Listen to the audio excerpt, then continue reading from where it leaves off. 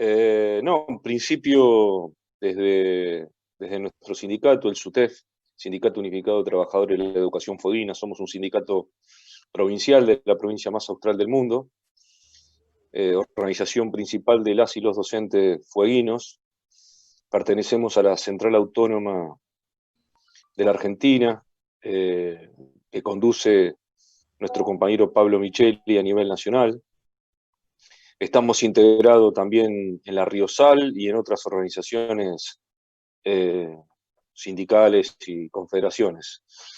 Quiero agradecer especialmente al maestro Antonio, a Dani y a todos los compañeros del sindicato mexicano que nos tienen paciencia y nos han, digamos, dado la oportunidad de poder participar de este tan prestigioso evento. Nosotros lo que tenemos para decir lo queremos dividir en dos o tres partes. Primero, a nosotros nos parece que como trabajadoras, como trabajadores, es sumamente importante tener una correcta caracterización de lo que está sucediendo con la pandemia, que tiene, como todas las cosas, dos aspectos. Un aspecto que es el epidemiológico, el sanitario, pero el otro que tiene que ver con lo que nosotros consideramos que forma parte de la guerra comercial entre las dos principales potencias imperialistas que se disputan en el mundo, no únicas claramente, como son los Estados Unidos y China, que también tienen potencias europeas, Rusia y otros países, digamos, gran parte de la disputa en ese sentido. Nosotros lo hemos planteado en algunos otros eventos. Nosotros creemos que la pandemia ha sido, digamos, lo que venían retrasado, por lo menos en nuestro país, que es lo que nosotros conocemos como el capitalismo de plataforma, ¿no? Todo lo que es la revolución 4.0, la inteligencia artificial, la guerra por la Big Data. Y hay algunas cosas que son sumamente interesantes. En el medio de la pandemia hay que ver quiénes son los ganadores y quiénes son los perdedores, ¿no? En cuanto hablamos de grupos monopólicos. Y solamente para dar un dato de la Argentina, no quiero extenderme en eso, uno de los principales grupos de la comunicación, como es el grupo Clarín, ha firmado con Huawei, es decir, la guerra eh, por la conectividad internacional y todo lo que significa el acceso a esos servicios, en la Argentina claramente se va imponiendo el gigante chino, que no nos parece un tema menor, que está estrictamente vinculado a lo educativo, claramente, ¿no? Y que nos parece que es un tema a estudiar. Nosotros no queremos sacar conclusiones rápidas, pero sí dar algunos lineamientos. En ese desarrollo del capitalismo de plataforma hay dos posibilidades. O avanzan los trabajadores o avanzan los monopolios. Y lo que nosotros vemos, tristemente, es que lo que van imponiendo a escala mundial es la flexibilización laboral, es la flexibilización a escala. Si nosotros tomamos los datos de los últimos días, de los datos de Estados Unidos en cuanto a recuperación de empleo, esos 4 puntos que plantean del principal imperialismo, el más agresivo de la Tierra, algunos creemos que es así, vemos que es sobre la base de una gran precarización laboral, esa recuperación del empleo, es decir, recuperación de un tipo de empleo para un tipo de industria. Entonces, digamos, el gran desafío de nuestros países y sobre todo de los sectores populares y del movimiento obrero es, digamos, luchar por la independencia también y por la soberanía del conocimiento. Es decir, se han apropiado a través de los algoritmos y a través de lo que recogen esos monopolios de la información de millones de producciones diarias de maestras y maestros solo en el aspecto educativo. Ni hablar de los datos que va dando, cómo se va reactivando en algunos sectores de la producción, cómo es lo del teletrabajo a una escala más general, por ejemplo, en las administraciones públicas, todo lo que ha surgido producto de las medidas sanitarias que se han tomado, las cuales apoyamos en nuestro país y vemos con mucha preocupación cómo la derecha en el día de ayer ha generado un ambiente realmente preocupante, porque esos no piden permiso, ¿no? La derecha en el mundo no pide permiso, se autoproclaman república, son una minoría de la sociedad, pero imponen, y si tienen que recurrir a golpes blandos, como ha sido en Brasil, lo hacen, y si tienen que recurrir a golpes más duros, como en Bolivia, también lo hacen, y ni hablar, no voy a hablar en nombre, no me da, o sea, no quiero ser un atrevido, no voy a hablar en nombre de las compañeras chilenas que tanto han expuesto la situación recién, ¿no? Pero bueno, es decir, por lo tanto, la tarea de nuestros pueblos está en debate, esas corrientes de liberación nacional de otros momentos, la, eh, con el contenido del siglo XXI, ¿no? Nos parece que tenemos que poder discutir en ese sentido. Por lo tanto, la situación internacional es un tema que como nunca se nos impone en la agenda diaria. El modo de producción, cómo va cambiando, es un modo de producción que nosotros tenemos que estudiar porque va atado indefectiblemente al modelo educativo.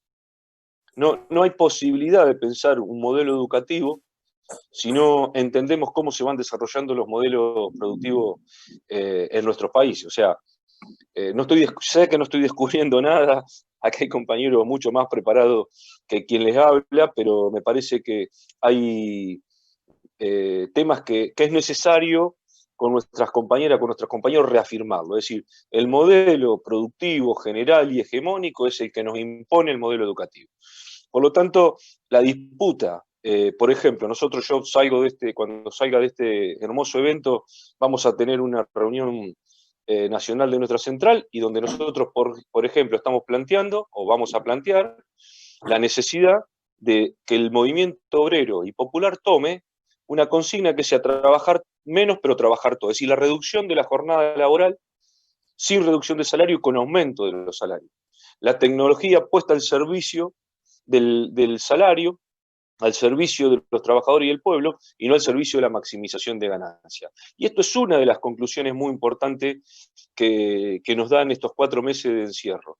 Porque si nosotros tomamos la cantidad de horas que han trabajado nuestras compañeras y compañeros docentes, en primer lugar, pero si tomamos otros compañeros que han utilizado el método del teletrabajo, el trabajo remoto a distancia, vemos que lejos de trabajar menos, hemos trabajado más. Es decir, hay mayor extracción de plusvalía, hay mayor transferencia de recursos a los grandes monopolios y también en el Estado. Ni hablar de lo que se ha demostrado como brecha social que ha dejado al desnudo, que ya existía, lo único que hizo la pandemia, es dejarlo al desnudo. Es decir, la diferencia en el acceso a bienes y servicios, tanto de la tecnología en elementos tecnológicos, computadoras, tablets, distintos dispositivos tecnológicos, como la conectividad, eso también debe ser una pelea de la docencia y de las y los trabajadores. Porque quien pueda democratizar ese acceso va a cambiar las relaciones sociales. Si un chico o una chica no tiene acceso a esos bienes, obviamente es un chico con distintas posibilidades que otras y otros. Ahora, no quiere decir que nosotros estemos al servicio de esos medios tecnológicos, sino que esos medios tecnológicos tienen que estar al servicio de, de los trabajadores y el pueblo. Por ejemplo, la tecnología hoy en la Argentina está al servicio del monocultivo y de la del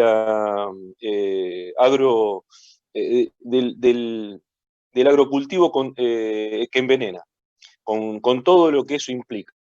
Nosotros tenemos que lograr que esos dispositivos estén para poder poner en marcha un sistema agrario con ecología, controlado, que no privilegie los desmontes. No sé si me explico.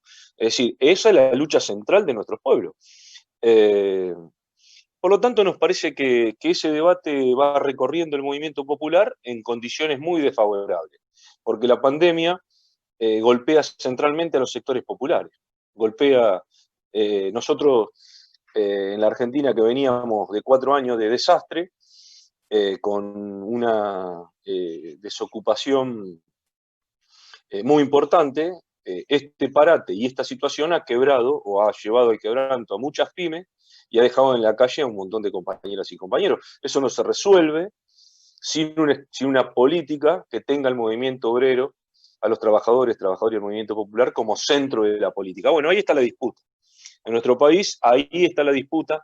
No es una disputa fácil, no es una disputa que nosotros pensemos ni que la tenemos ganada ni que la tenemos perdida. Estamos en el medio de la cancha, hay que jugar fuerte, porque vuelvo a decir, el ejemplo de ayer es muy importante para nosotras, para nosotros, porque la derecha juega en todos los terrenos. Perdieron, se está mostrando cómo nos espiaban a todos, se muestra con el caso Vicentín cómo ha sido favorecer a empresas para que fuguen dinero inmediatamente, pero ellos juegan igual, no les importa, y trabajan con los grandes medios hegemónicos y todo lo demás. Luego nosotros, ya un poquito más lo local, nosotros en nuestra provincia hay dos aspectos. Uno es el sanitario. Empezamos muy complicado éramos uno de los principales focos de la Argentina en cuanto a la cantidad de casos de COVID que teníamos. La población ha hecho un esfuerzo muy grande. Hemos hecho las cuarentenas muy estrictas, con un gran rol social, digamos, una gran conciencia social. Hoy, tuvimos muchos días sin COVID, más de 30 días sin ningún caso. Aparecieron 4 o 5 casos en la provincia, 5 casos en la provincia, 4 en Ushuaia, 1 en Río Grande, y obviamente que eso enciende alarmas. Se está viendo cómo es el efecto contagio, porque se empezaron a abrir actividades, ¿no? Y en esa apertura de actividades, como siempre, viene la contradicción, es decir, uno no puede vivir eternamente encerrado, porque evidentemente es un problema para todas, para todos, y al mismo tiempo cuando vas liberando se te genera otro problema, porque lo que uno ve en el mundo son los rebrotes, ¿no? Y por lo tanto eso genera un retroceso en cuanto a las medidas sanitarias, y pensar volver a una fase 1 como la que tuvimos en marzo, abril, para nosotros sería realmente terrible, porque la verdad que es el esfuerzo familiar, social, tremendo. Estamos en discusión. Nosotros en la Argentina se ha planteado un protocolo que lo ha discutido el ministro de Educación con ministros de las provincias y algunas organizaciones nacionales. Nos parece que es un protocolo inaplicable, primero porque parten de una realidad que no conocen, y a eso podría hablar una hora de la realidad que no conocen. Pero me parece más importante hablar de la realidad que conocemos. ¿Qué le propusimos nosotros al Ministerio de Educación? Le dijimos 2 o 3 cosas importantes. Primero, que ningún protocolo de vuelta puede ser a expensas de exponer a docentes, alumnos y auxiliares de la educación.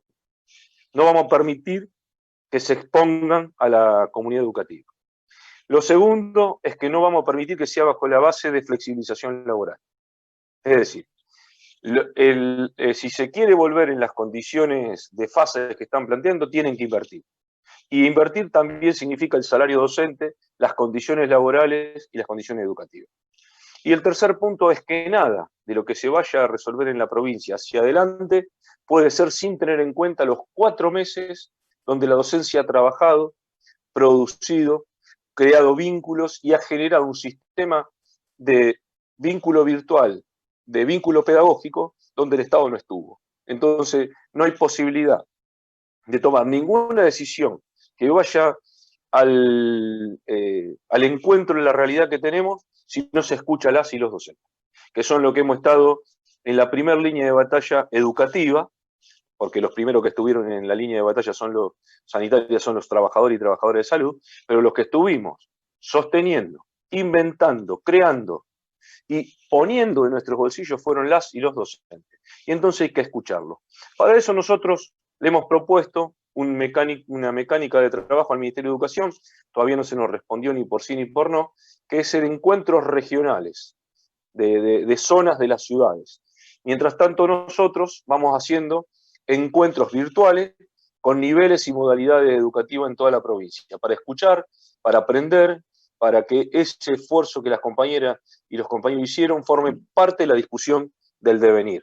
Nosotros creemos que hay que construir el devenir, que hay que construir las nuevas normalidades, que hay que construir el nuevo sistema educativo, y que lo que aprendimos no se puede, y que estuvo mal no se puede repetir y hay que corregirlo rápidamente.